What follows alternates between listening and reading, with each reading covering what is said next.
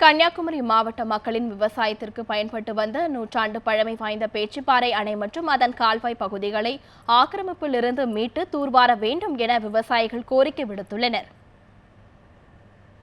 கன்னியாகுமரி மாவட்ட மக்களின் விவசாயத்திற்காக திருவிதாங்கூர் சமஸ்தான மன்னர் ஸ்ரீ மூலம் திருநாளின் உத்தரவுப்படி கடந்த 1897ஆம் ஆண்டு 47 அடியில் பேச்சிப்பாறை அணை கட்டப்பட்டது.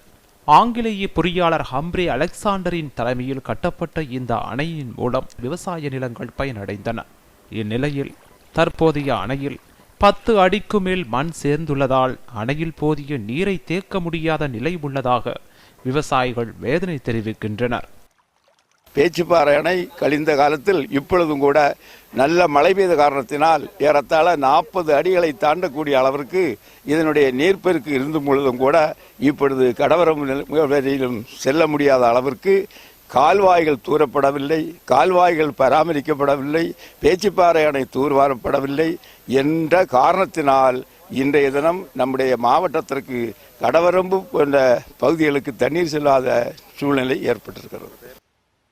கடந்த 100 ஆண்டுகளாக கன்னியாகுமரி, திருநெல்வேலி மாவட்ட மக்களின் விவசாய தேவையை பூர்த்தி செய்த பேச்சிப்பாறை அணை தற்போது நீரின்றி வறண்டு காணப்படுகிறது.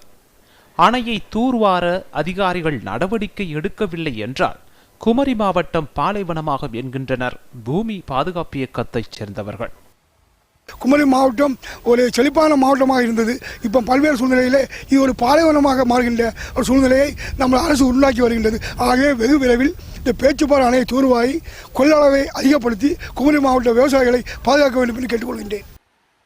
கடந்த 30 ஆண்டுகளாக இது குறித்து பல முறை முறையிட்டும் அதிகாரிகள் யாரும் நடவடிக்கை எடுக்கவில்லை என புகார் தெரிவிக்கும் இந்த பகுதி மக்கள் அணையை சுற்றியுள்ள பகுதிகள் ஆக்கிரமிக்கப்பட்டு வருவதாகவும் வேதனை தெரிவிக்கின்றனர். என்னுடைய தலைமையில் பல்வேறு முறை மாவட்ட அளவில் இருந்து மாநில அளவிலான அதிகாரிகள் மற்றும் அரசியல்வாதிகள் மற்றும் முக்கிய பொறுப்பில் இருப்பவர்கள் எல்லாம் பலமுறை சந்தித்து மனுக்கள் கொடுத்துள்ளோம். இதுவரை எந்த விதமான நடவடிக்கை எடுக்கப்படவில்லை. இதேபோல் திருவட்டார் பகுதியில் பரளியாறு செல்லும் வழியில் உள்ள ஆற்றுப்படுகையை தனியார் சிலர் ஆக்கிரமித்துள்ளதாக முன்னாள் சட்டமன்ற உறுப்பினர் லீமா ரோஸ் தெரிவித்துள்ளார்.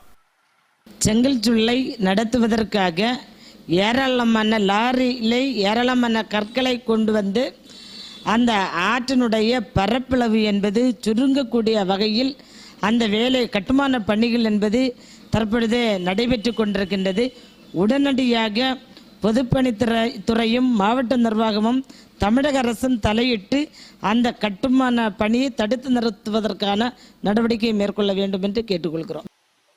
இயற்கை வளம் நிறைந்த மேற்கு தொடர்ச்சி மலைப்பகுதியான பேச்சிப்பாறையை தூர்வாருவதோடு சுற்றுலா பயணிகள் வந்து செல்லும் வகையில் படகு சவாரி ஏற்படுத்த வேண்டும் என சட்டமன்ற உறுப்பினர் மனோ தங்கராஜ் கோரிக்கை விடுத்துள்ளார்.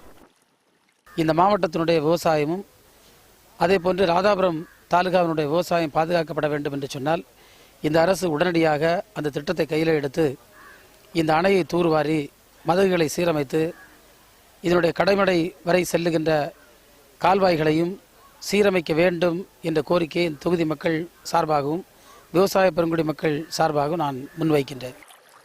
அணையை தூர்வார வேண்டும், ஆக்கிரமிக்கப்பட்டுள்ள குளம் குட்டைகளை மீட்க நடவடிக்கை எடுக்க வேண்டும் என்பதே இப்பகுதி மக்களின் கோரிக்கையாக உள்ளது.